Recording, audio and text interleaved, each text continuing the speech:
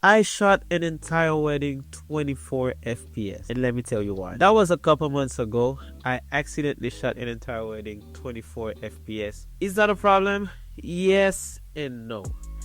No, if I knew, if it was intentionally. So if I knew the story that I was going to tell, didn't require like slow motion, that would not be a problem at all. But in my case, in my personal style, every time I'm doing a wedding, I always make sure to use both 24 FPS and 60 FPS. 24 FPS whenever I'm doing interviews, with the parents, the groom, the bride, the friends. And when I'm switching over B-rolls, I use 60 FPS for slow motion. And how I do it, I use custom buttons to switch over 24 and 60 very quickly. And I use the same thing also for my base ISOs, to be really fast whenever I'm on set. So when I get to the venue, everybody wasn't there. I had to start anyway, so I start with some B-rolls. And when everybody get there, and I wanted to have some interviews, I switch obviously on 24 FPS, but I forgot to switch again to 60. From there, all the other footage are 24 FPS, and I realized that 2 days after the wedding, when I started editing, when I started building my story on my timeline, when I get to the point where I really need to use some slow motion, and that's where I realized the slow motion is a little bit choppy, and I ain't gonna lie, I freaked out automatically. And that's when I called my friend.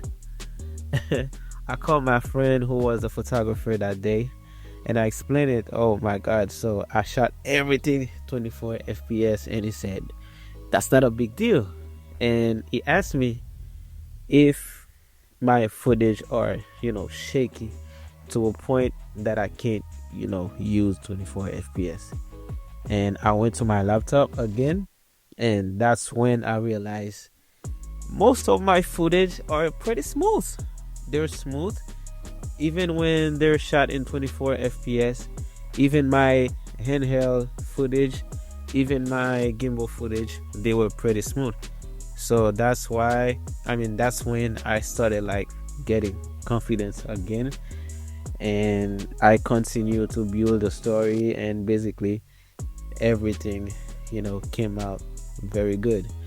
The lesson you should take on that experience, I would say, whenever you're on set, even if like there's a lot of pressure, I know weddings, there's a lot of things going on, but you should always make sure to double check your settings.